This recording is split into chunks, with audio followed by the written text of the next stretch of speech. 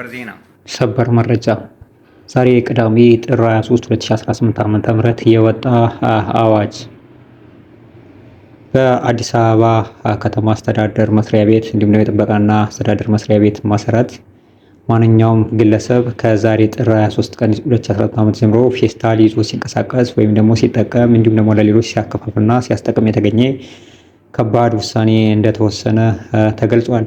ክቡራን ቤተሰቦች ለዚህ ቻናል አዲስ ከሆነ ሰብስክራይብ እያደረጋችሁ ጀምሩ። ምክንያት በቀጣይ የሚለቃቸው አዳዲስና ወሳኝ መረጃዎች ቀጥታ እንዲደርሳቸው።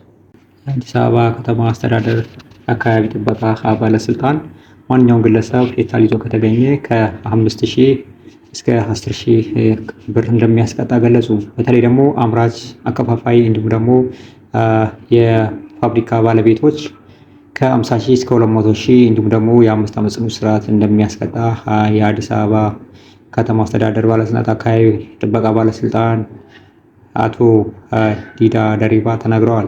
አንዳንድ ሚዲያዎችም ለአዲስ አበባ ከተማ አስተዳደር ባለስልጣን አካባቢ ጥበቃ ባለስልጣን መስሪያ ቤት ሕጉ ተፈጻሚነት ይኖረዋል ወይስ የጸደቀ ነው ሲሉ የጠየቁ ሲሆን የአዲስ አበባ ከተማ አስተዳደር ባለስልጣን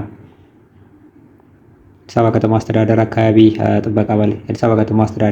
ጥበቃ ባለስልጣን ስራ አስኪያጅ የሆኑት አቶ ዲዳ ደሪባም ይህ ሕግ ተፈጻሚነት እንዳለውና ሕጉ የጸደቀው ደግሞ በግለሰብ መስሪያ ቤት ደረጃ ወይም ደግሞ በመንግስት መስሪያ ቤት ደረጃ ሳይሆን በፓርላማ አባላት የተወሰነ ውሳኔ ስለሆነ ሕጉ የጸደቀው የወጣው ተፈጻሚነት የሚሆነውም በፓርላማ አባላት መሰረት ስለሆነ ማንኛውም መስሪያ ቤት ወይም ደግሞ ማንኛውም ግለሰብ ይህን ማሻሻልና ከማስፈጸም ወደኋላ የማለት ስልጣን ያለው የለም ሲሉ አክለውም ለቲክቫህ ኢትዮጵያ አሳውቀዋል።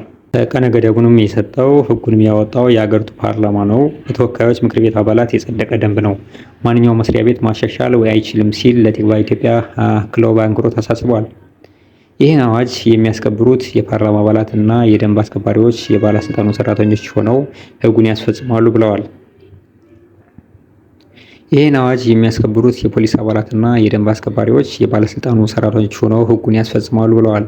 ዜጎች ደግሞ ከወዲሁ በምን እንጠቀም ነው የተተካ ነገር አለ ወይ የሚል አስተያየት አዘል ጥያቄዎች እያቀረቡ ሲሆን የባለስልጣኑ አካል ግን ይህ ሕግ የወጣው ህዝቡን ለመጥቀም ሲባል ምክንያቱም የተበላሸ መሬት ለትውልድ ስለማይጠቅምና ህዝብን ስለሚያራቁት የተበላሸ መሬት ለተተኪ ትውልድ ለማስተላለፍ የወጣውን ሕግ አክብረን ሁላችንም ተጠቃሚ እንሆንበትን መንገድ ነው መከተል ያለብን ሲሉ ለዜጎች አሳስበዋል።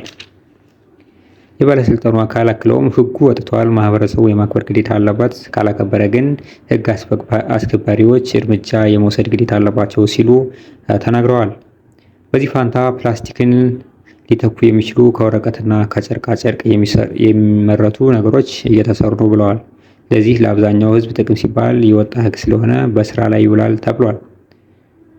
ደንብ ጥሶ ሲገኝ አስከባሪው እርምጃ ይወስዳልን ብለዋል። ምክንያቱም እነኛ ፌስታሎች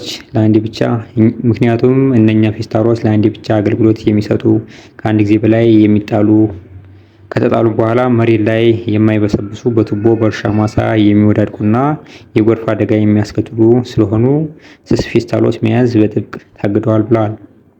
ክቡራን ቤተሰቦች እስካሁን እናንተ ጋር የነበርኩኝ የሰምሮ ነኝ። ሳብስክራይብ፣ ላይክ፣ ሼር እያደረጋችሁ በቀጣይ የአዳዲስና ታማኝ መረጃ እስክንገናኝ ደህና ቆዩ።